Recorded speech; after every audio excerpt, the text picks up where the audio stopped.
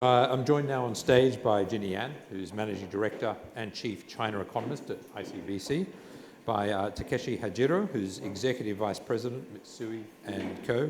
Europe, Dr. Giyas Gokkent, who's Chief MENA Economist at JP Morgan, and Johnny Ojeil, who's Director at Arup. Please join me in welcoming my speakers to the stage. I want to start with the economists, if you don't mind, which is a very positive way to start a day, I think. Our chairman said that the investment flows both ways and the trade both ways almost certain to continue. In the macro picture, is that how you see it? Thank you very much, Michael. And yes, economists tend to set the scenes, obviously.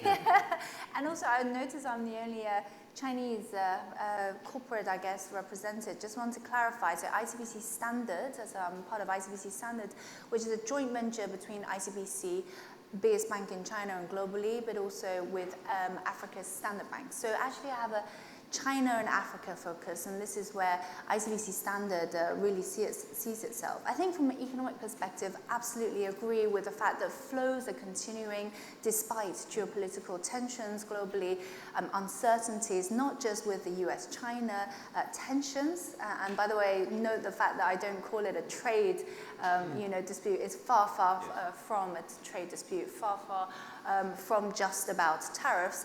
It's about the rivalry of the two largest economies globally. And that has an implication not just for US and China, but globally. But very importantly, has an implication for Asia. Not just the fact that it's having implications on trade flows, but more in terms of how supply chains have shifted on the back of not just current tensions, but the perception of continuing tensions between the two largest economies. And trade investments, I think Lord Green already touched on those. One other point I want to touch on, and this really is the fundamental backbone of Belt and Road Initiative, which already was mentioned, is people flows. People often forget about people flows when they talk about economic flows. And this is why I think when it comes to Belt and Road Initiative, we've had the 5-year review of that, and now it's a second phase of Belt and Road. The next phase of Belt and Road is all about how ESG is being addressed, so how society is being impacted by investments, infrastructure investments, how more labor force, local labor force can be employed into these projects, and really what is the implication for local economies. And whether you're talking about hard infrastructure, roads, railways, ports, or we're talking about renewable sectors, technology, it all comes back to how is ESG being considered in all of these projects. So yes, I think in terms of the flows between Middle East, Asia, also across Africa, indeed, yes. It is trade, investment, and also people. Okay. Giyas, let me turn to you now. Again, do you see that, is this an ongoing phenomenon which will accelerate and we'll see greater ties, greater investment and trade between the Middle East and Asia? And what are the implications of that? So some years ago, I was at a conference in Abu Dhabi, and I was privileged to give a speech there. And just like Lord Green mentioned, I alluded to this phenomenon of the center of gravity of the world economy shifting from the west towards the east. And the point that I made at that point was that the center of gravity had now come to Khalifa Street. Now, Khalifa Street just so happened to be the street in front of the bank where I used to work, which is National Bank of Abu Dhabi. So I think that to some degree, obviously, there was an element of exaggeration in there. But and I say that because in all earnestness and all frankness, I think Middle East to some degree, particularly in the last decade, has sort of fallen behind in terms of its position in the global economy. But what we've seen, as you rightly point out, has been the rise of Asia and in particular the rise of China. I was looking at some figures, as Lord Green mentioned, just before coming to the conference. And in my mind, the sort of structural change, as we economists like to refer to, breaks in data, came in around 2000, 2001. And that particular moment in time, of course, was China's accession to the WTO. Yeah. So I looked at some figures for Saudi Arabia, and their exports to China was only about 2% of their total exports in 2000. And last year, it was around 12%. Now, that is not just, of course, because of China's greater integration in the world economy. Obviously, that's a big part of it. But another component, I think, is obviously the fact that China has become the manufacturing hub of the world. Now, I think the recent political developments, the tension between the US and China poses a threat maybe to some degree to that status that China has earned. But what you can definitely see from the data is the share of China in world GDP has risen significantly. So if you look at projections, right now, I think China's share in the global GDP is something around 16%. By 2024, so in 5 years, it rises to something close to 19% of world GDP. Now, the flip side of that, unfortunately for the US, is that there's a relative erosion in the share of US global GDP. So that's not absolute loss in position, it's just a relative positioning. And because of that greater share of course, Chinese economy in the world economy, they've also been consuming much more hydrocarbons. And this is where, I guess, the Middle East comes in, and this is the sort of pivot. So when I look at the sort of pivot, and this relates directly to your question, I think there are both push factors and pull factors. And what do I mean by that is the following. Look, when you look at the US, I mean, they've now become a top hydrocarbon exporter, right? A producer. And so their need for oil from places like Saudi Arabia is not what it was, frankly. So by default, the Middle East, therefore, had to find another home for its hydrocarbons. And it's just so happened that, of course, the demand for additional oil, hydrocarbons, was coming from China and other emerging Asian economies. Not Japan per se, not Europe, because those were countries with populations that are relatively sort of stagnant. And they were leaning more towards alternative sources of energy and so on. But the fastest growth was coming from emerging Asia. So now, if we look through different categories within the sort of balance of payments, and so as an economist, the first thing that I do is, okay, I go through my list of items in the balance of payments, which shows the relations of the country with the rest of the world. And so when I look at the Middle East relationship with China, do I see a significant pivot in other components of the balance of payments other than trade? The answer is not as much. So I think right now what we've seen is a significant shift in terms of the trade patterns with the Middle East moving away to some degree in relative terms from the West towards Asia. But you haven't seen as much in terms of the financial account, in terms of the sort of investment flows. So this is why I think that there's a lot of potential. And there are many reasons why that is, but I'm not going to monopolize the time. I'll come back to that later, maybe. I would like to explore that later. So that actually presents opportunity and a potential acceleration of this pivot. Takeshi Hajiro, let me turn to you now. Mitsui's operated in the Middle East for many, many years. How are you changing your strategy to the Middle East, and is it driven by this pivot of the Middle East to Asia? Okay. Thank you for the question. When I was asked to be on this panel last May, I had a game plan to just talk about the past, present, and future, and present you with a rather rosy picture. But that plan had to go out of the window on the 13th of June when our Japanese and the Norwegian tanker was attacked in the Holmes Strait, just outside Holmes Strait. And it is such a significant event for us that we are having to revisit our strategy in the Middle East. And well, obviously, it could just settle down and we could just revert back to our original plan. So we don't know. So we're having to rethink about what's going to happen.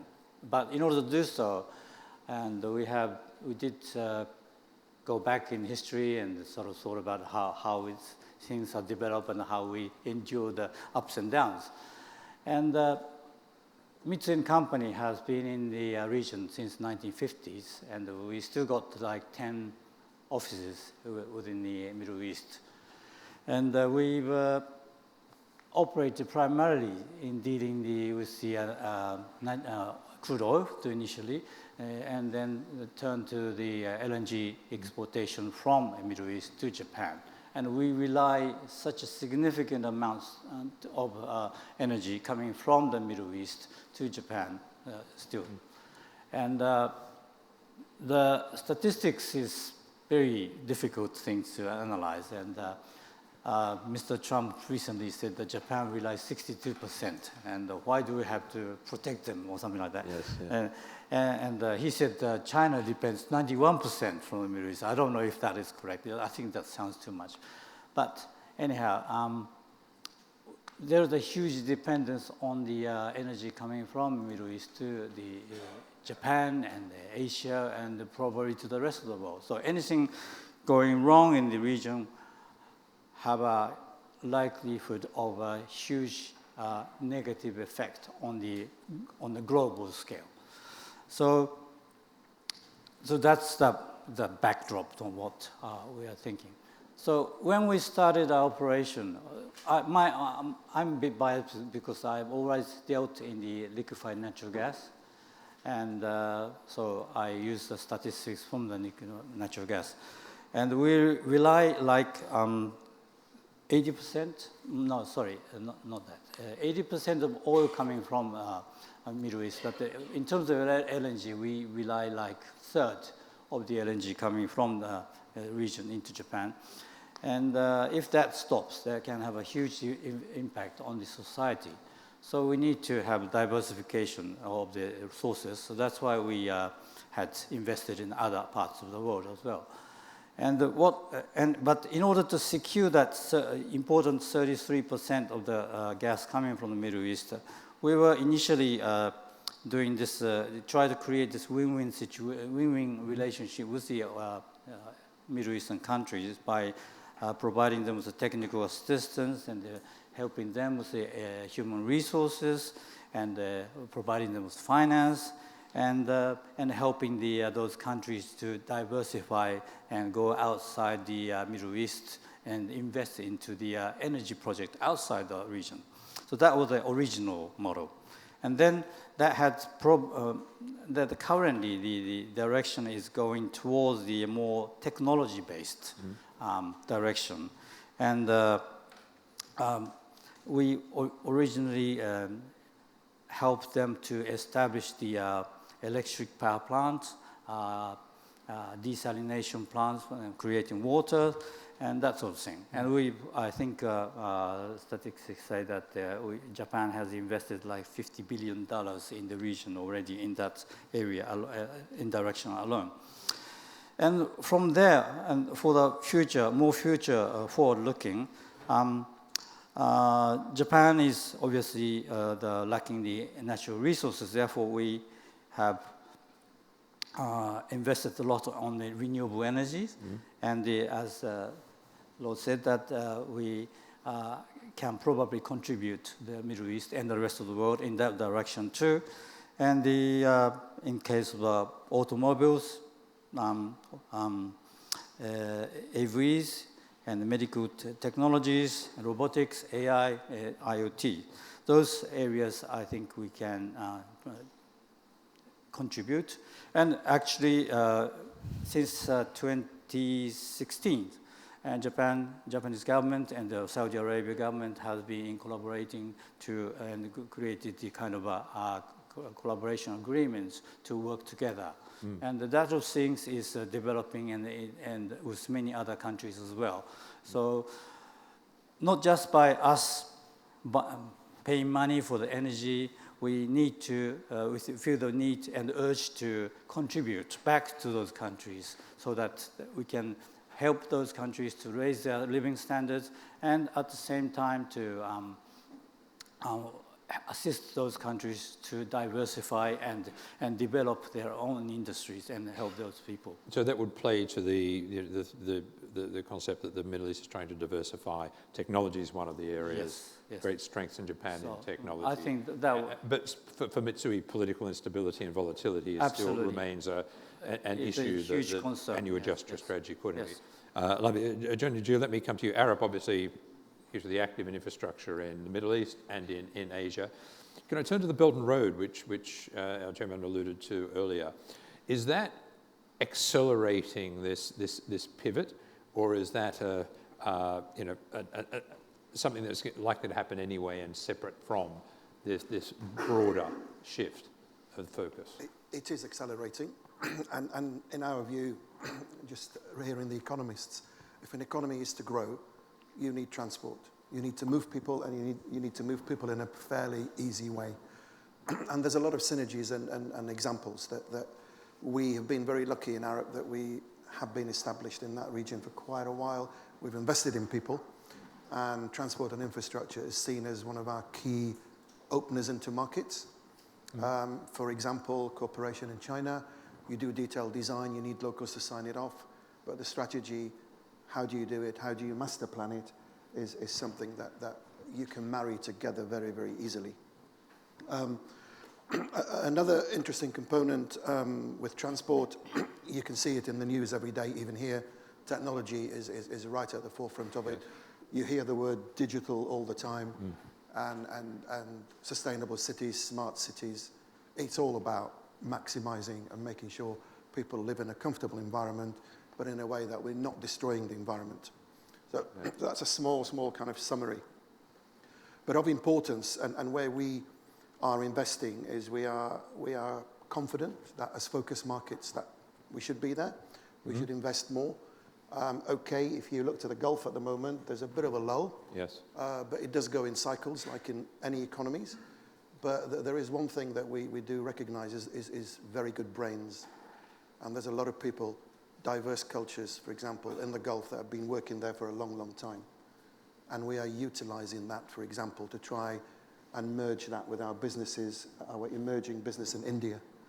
I call it the sleeping giant, because there's a lot of infrastructure needed. Right, so you're actually sort of targeting some of the brains trust that you have in the Gulf, directing it to India to try to build those links. Correct, and from our offices in China and Hong Kong. Yes. There are logistics that say you could be more competitive. It's easier to deal with. And the type of economies they're a bit similar in how they're developing in certain areas. Okay, we'll explore that further. Jinny, let me come back to you now. Giyas said earlier that trade on balance of payments, definitely big pickup there, but the other measures less so, investment being one of them. Do you expect a rapid increase in investment between the Middle East and China? Is this an opportunity, or again, is this something is it going to be reliant on trade, mainly on hydrocarbons? I think trade flows will continue to grow regardless of current tensions. Investment flows also, a bit similar to the fact that China still invests in the UK despite Brexit. And the reason for that is mainly because of obviously Belt and Road infrastructure, but the diversification of areas of investment and the model of investment. Both the Middle East and China have been cash-rich, I guess, and investing in different ways. But one commonality is that assets is predominantly held by the state. So in the Middle East, perhaps through sovereign wealth funds, etc. In China, through state-owned enterprises. A lot of the building also done by state-owned enterprises. The financing are being done by policy banks and Chinese commercial banks. But we're shifting away from that. And that is from debt financing towards equity financing, from pure investments by a state sector towards co-financing, not only with other international financing bodies, but also with multilateral international organizations.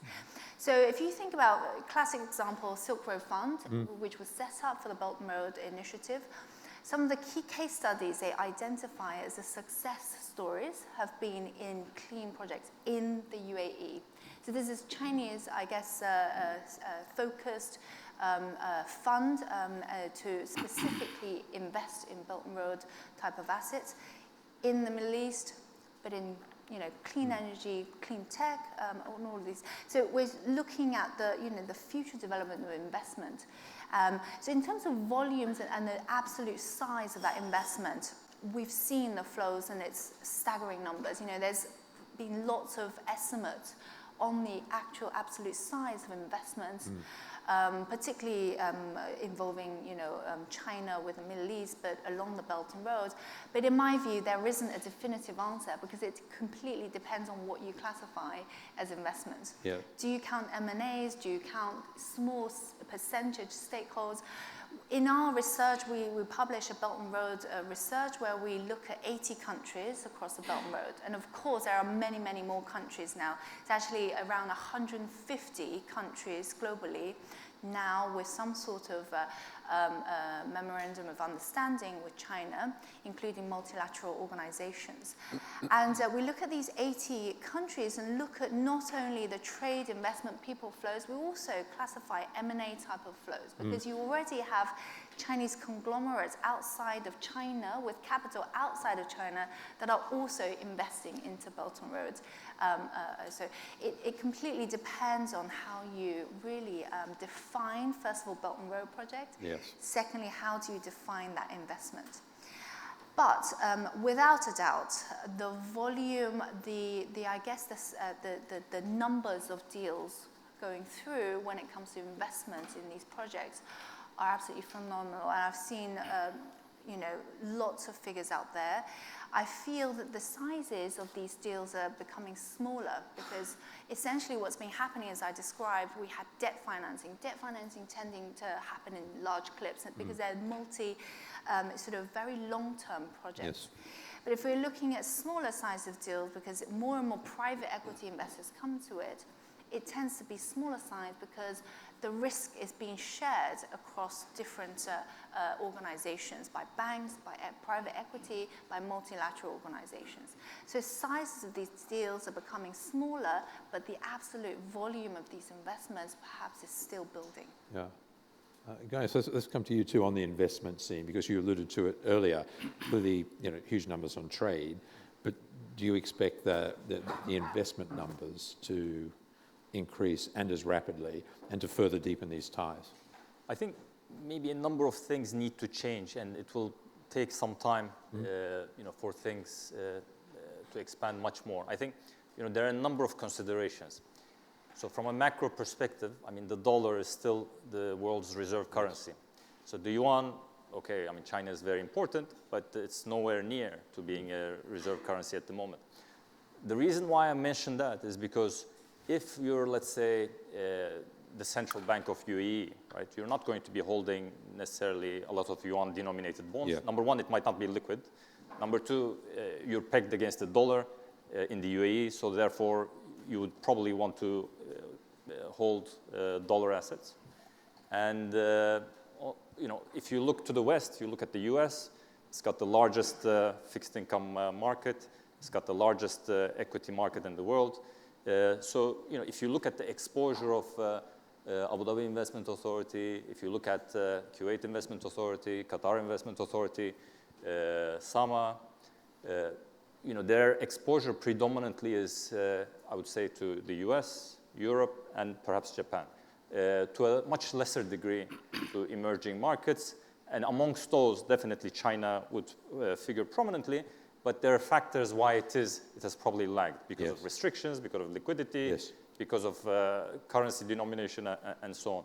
So I think because you're starting from a low base, if there are changes in terms of those regulatory issues, in terms of those issues, then yes, there's a lot of room, frankly, for growth, for outward investment from the Middle East towards Asia, and in particular towards China.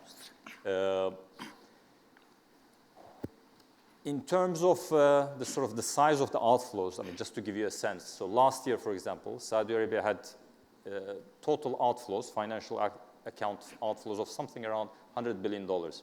So I don't have the precise number in terms of how much of it went to Asia or China in particular, but I would bet that a large chunk of it would have been the US, Europe, and probably Japan. And you look at the list of the laundry list of items that the Public Investment Fund, the new sovereign wealth fund in Saudi Arabia has.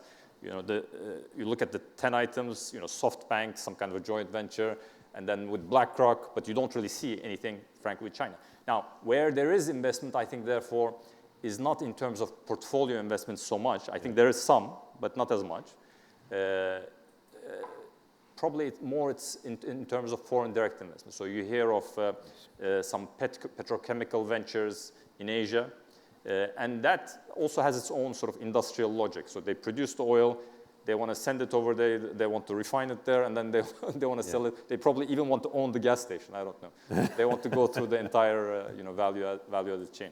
But I think a lot of the FDI from the Middle East to Asia probably has been in petchem sector, so it's very sort of narrow. So there's scope, therefore, to broaden into other areas. Now, in terms of the sort of inward investments from Asia to the Middle East, I think a lot of it is probably in the category of what we would call other short-term, long-term borrowing, which is the things actually she's alluding to. So China, of course, it's a great trading nation. But it's also exporting services. So in Abu Dhabi, you have these Chinese companies building all kinds of things, and a lot of the financing probably is coming also from China. So, but I think FDI and portfolio investment in particular is probably lagging. Okay. Do you want to come back on one point, perhaps on investments? Okay, so. What I think we touch on lots of commonalities. I think reasons why there's this pull and push factor, I guess, between China and Asia, of course, into Middle East. So it's a co-investment. I touch on the diversification. But one aspect, I think, which is a commonality also between the two, between China in particular and Middle East, is the depth of financial markets. Now, both clearly are investing and trading, yet they're leveraging on other international financial centers. Of course, Dubai is one, but in fact, it's a very young international financial center, as we discussed earlier, and it probably doesn't have the institutions in place, perhaps not the experience in place to withstand global crises, and we saw that on the back of financial crisis. And China faces the same problem. Hong Kong is obviously the nearest financial center that China leverages on currently. Everything we talk about when it comes to whether Belt and Road Initiative investments into China, Hong Kong still acts as that intermediary. Singapore to some extent, if you're talking about commodities in particular. But definitely Hong Kong, London, when it comes to offshore RMB and also accessing domestic markets, Hong Kong is that center and London. So when we're talking about financial deepening, I think this is an area where perhaps in the future there's going to be more and more work, because I know many Middle East central banks have already accessed China's domestic market through this, the CIBM, which is the Chinese interbank bond market, now the second largest bond market globally, second only to the US, yet less than 2% when it comes to equities, and less than 3% are foreign invested. So it's a large domestic market that has very, very little accessibility really by foreigners. But the first waves of foreign investment has been these central banks, particularly African and Asian and Middle East central banks.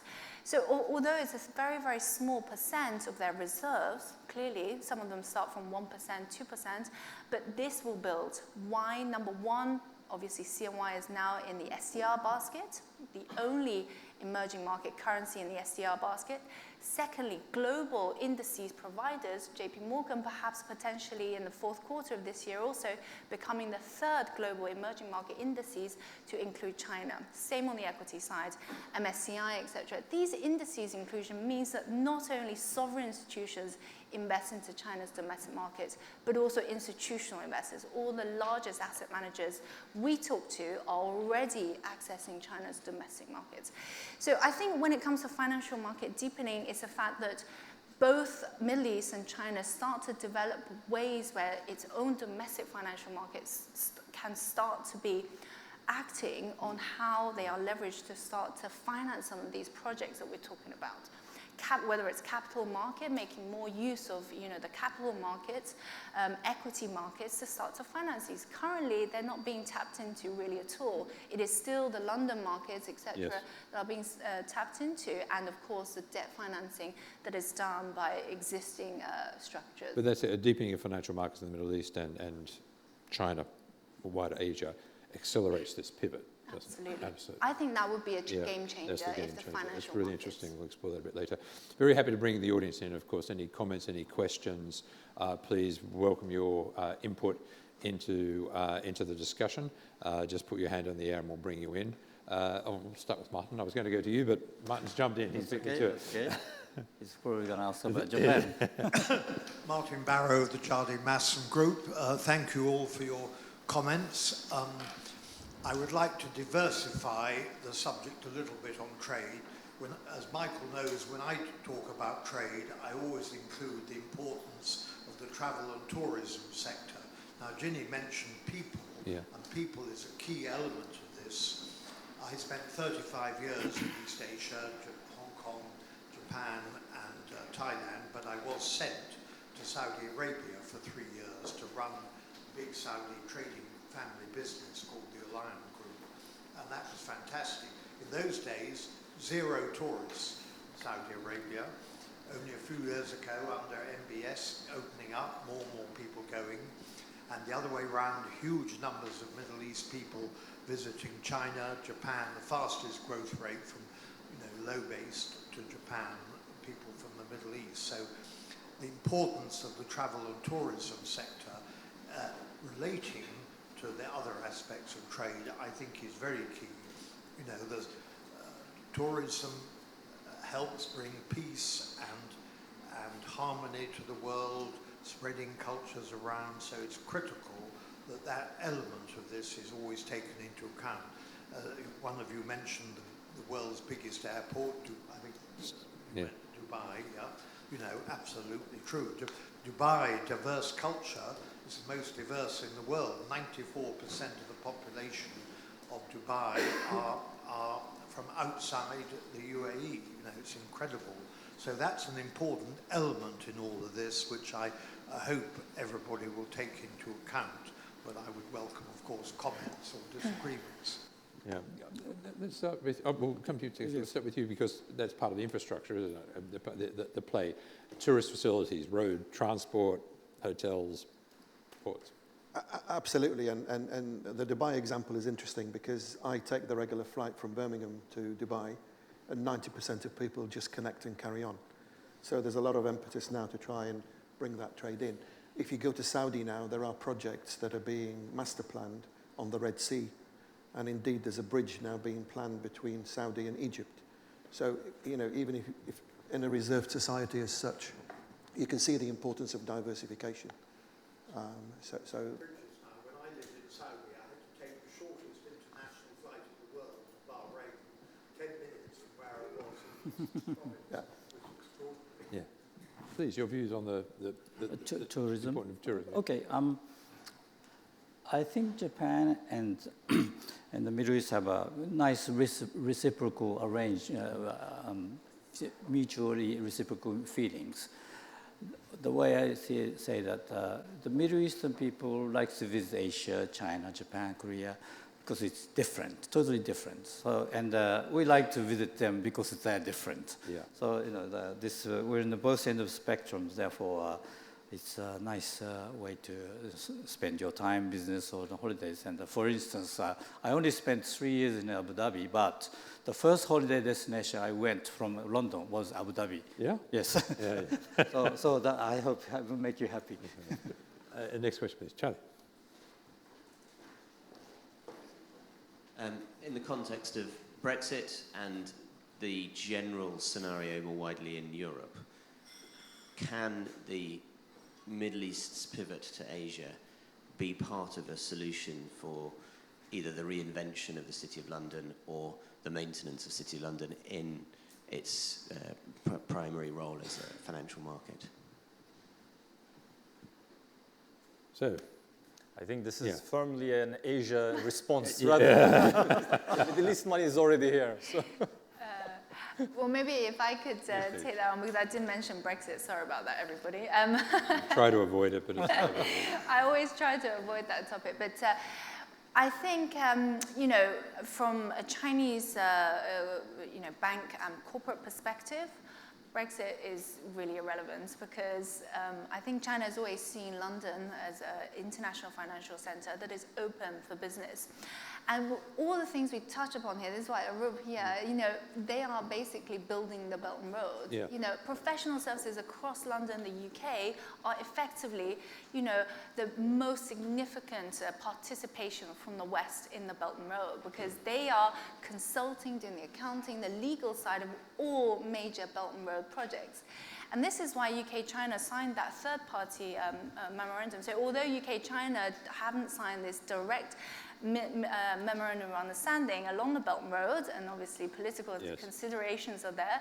But what happened in the latest EFD, the Economic Financial Dialogue, was this agreement on third parties. So they agreed to work together, but in third market territories, which effectively is what we're saying. So I don't think the interests of Asia in London, the UK, etc., will change. In fact, I think Middle East is still also investing in the UK because some of the assets and some of the interests have not changed. Real estate, the openness to foreign investment. One thing, if I just touch on quickly in the previous point about tourism, and I think about, I mentioned people flows. Yeah. That's not just tourism, but semi-permanent type of, so workers migrating. You see a lot of Asian workers now in Dubai and across the Middle East. And that is, and also permanent, to be frank, because you have not only this inflow of Chinese tourists into Middle East, probably one of the top destinations for honeymooners in China is the Middle East, not just because of the infrastructure, but the immigration, so visa policy, I guess, for China. And it used to be, Europe, obviously, and it used to be across Asia where you can just get a visa, basically, when you land.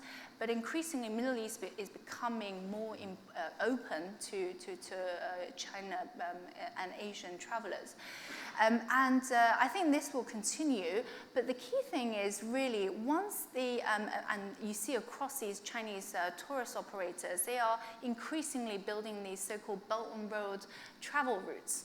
So not just to the Middle East, for example, to Israel as well. If we're looking across, we mentioned Pakistan already, but actually you can look at this increasingly in the One Belt One Road framework because you're having tour operators going, setting up, tourism routes to the Middle East, then to Israel across that, and then across Eurasia, and then into North Africa. And this is also important. We often talk about MENA as a region, mainly because Middle East is such an important center when you're talking about the flows into Northern Africa as well. I know we have a question there, but I just want to jump in with you because a lot of the talk has been about Middle East, China. A lot of the talk has been about Belt and Road, which is the China initiative. Is Japan concerned about its diminishing strategic role in the region because of these increasing links between Middle East and China and because of the Belt and Road projects? It's a hard question to answer. To give you the direct and honest answer, yes. Yeah. Yes. Japan was rather concerned at the beginning when we heard of the Belt and Road Initiative. And because the direction was somewhat similar that China and Japan was heading towards. Well, we obviously do not have such a big grand scale project covering the whole of the equator to connect the Asia and the Europe or the Middle East regions. However,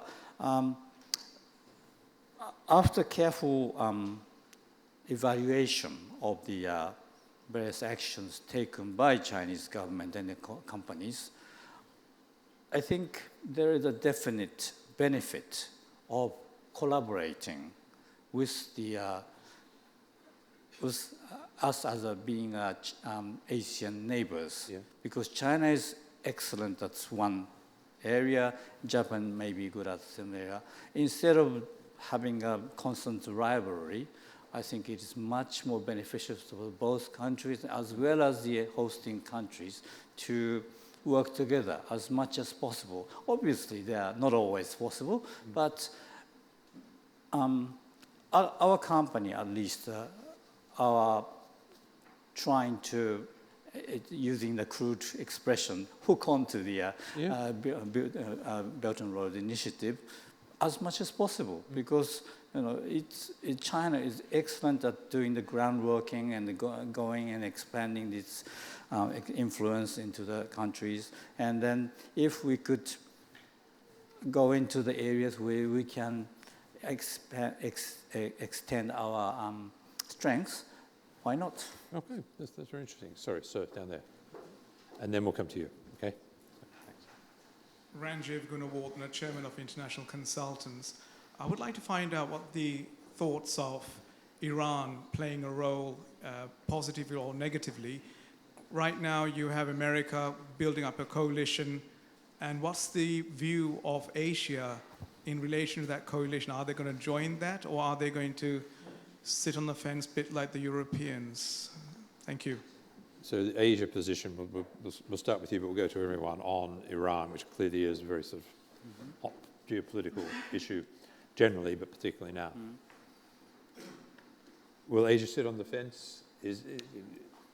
I think our intention is not to sit on the fence. We want to play an intermediary role, just as Mr. Abe was visiting Iran at almost like a request of the America to act as a go-between, talk to Iran, and then try to find some where they can collaborate.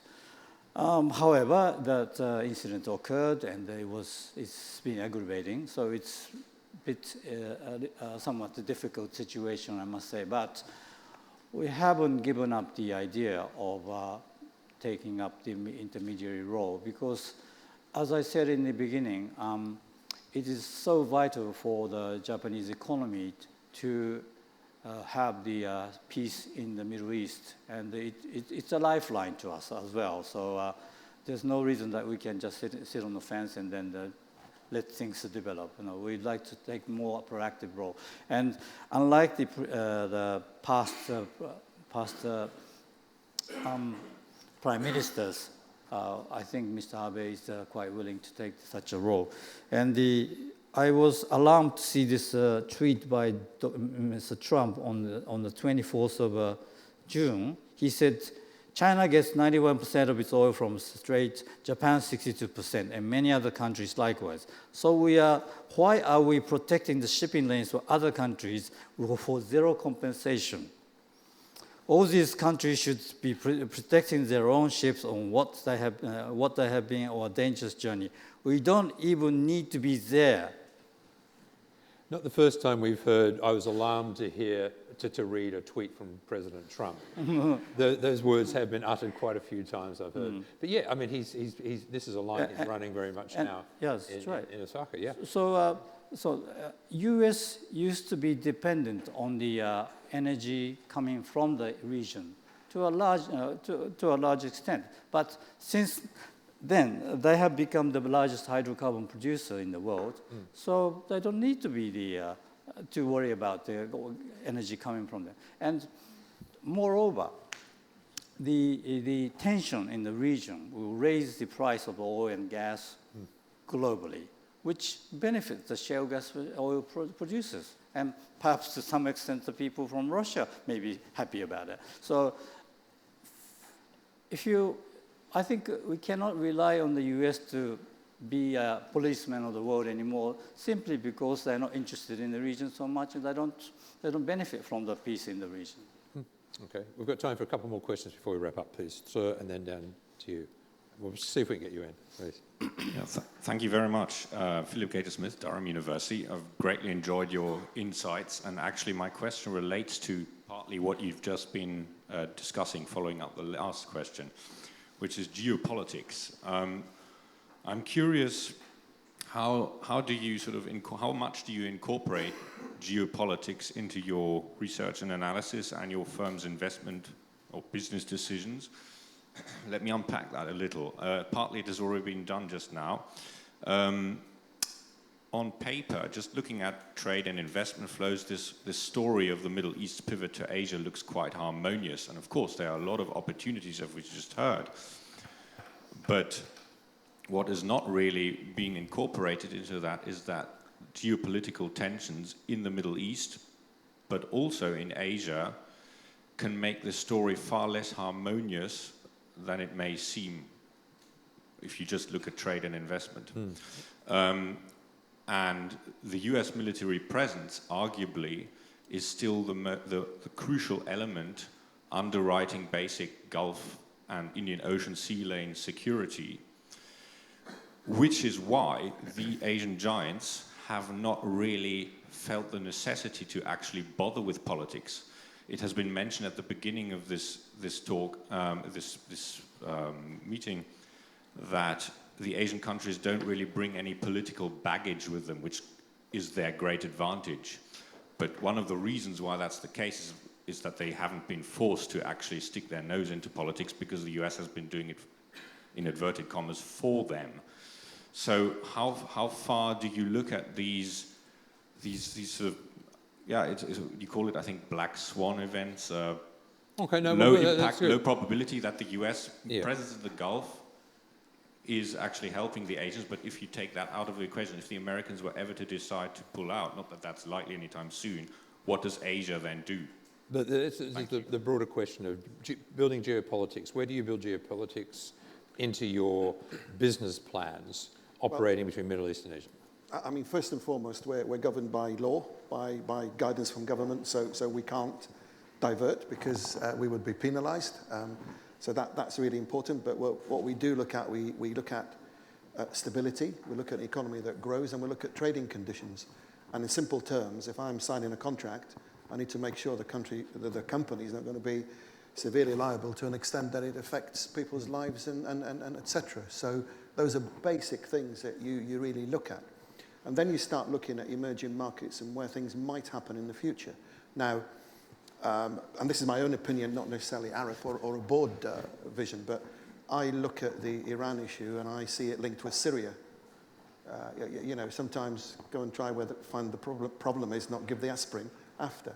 So keeping an eye on Syria, for example, stability there will bring stability to the region.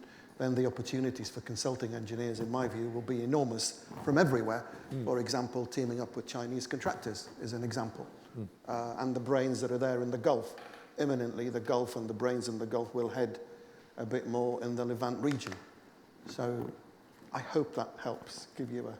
You mentioned it earlier, that you're revising your strategy for the Middle East. So clearly you build geopolitical issues or tensions and concern about them into your business planning as a routinely. Well, simply put, yes, very much so. Yeah.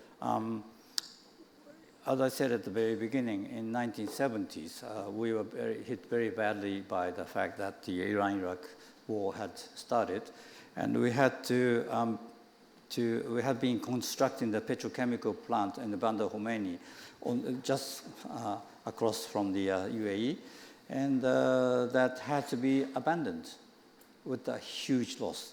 Our company nearly went into bankrupt, so we've been hit hard. So we cannot forget about the geopolitical situations. Very, very interesting.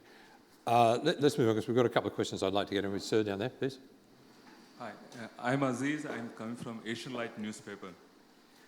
My question is to the panel. We discussed about the Belt and Road project that may cover 4 billion plus people. But India is not participating in the BRI project. That means almost 1.3 billion people out of the entire project. That means nearly quarter of the entire population from the region. So my question to the panel is it a wise decision on India to not participate in the BRI project? So is it good or bad for Indian economy? So should India participate in Belt and Road project? Is it good or bad? Well, To answer your question, I go back to my further point. UK is not part of Belt and Road, yet it's benefiting from Belt and Road. Same, many people argue the end point or the start point, whichever way you look at it, is Macclesfield for the Belt and Road Initiative. Yet the UK government is still trying hard to find, how do we leverage on this Macclesfield starting point, right? So my point is that you don't have to be officially on the Belt and Road, because effectively it's a signature on a piece of paper to say, I agree to the fact, in principle, I want to be part of it. But I think China has made it very clear, everyone can be part of it, even the US. Think about the financial institutions that are financing some of these. As I said, in the interim that these domestic financial centers have not been built up, they still will leverage on others, London, New York.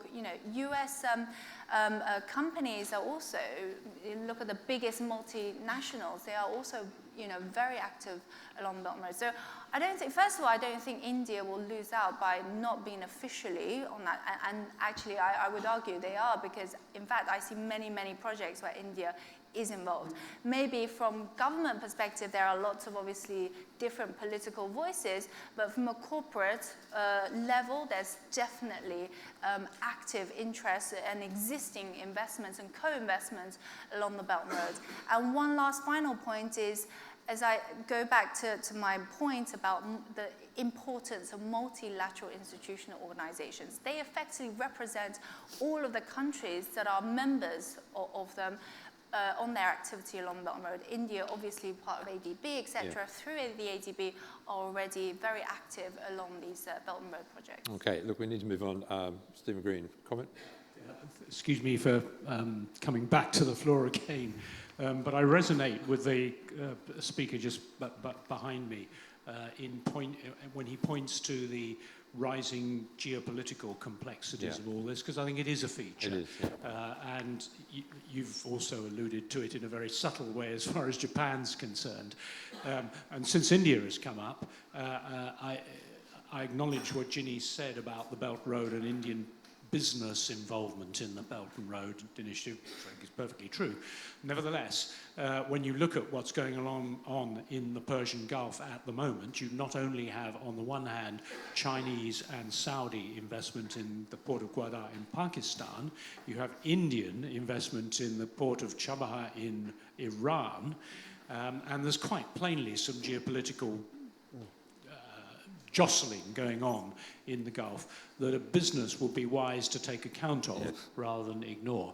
And just to elaborate the point a little bit further, there are two other countries that we haven't mentioned at all so far, or one of them only en passant by me, which is Russia, which has got its own interests and agenda in different parts of the Middle East, and Turkey, whom we have not mentioned at all, which of course sees itself as becoming an important both industrial base for the Middle East and in a sense, they'd like to see Istanbul become another financial center for the Middle East.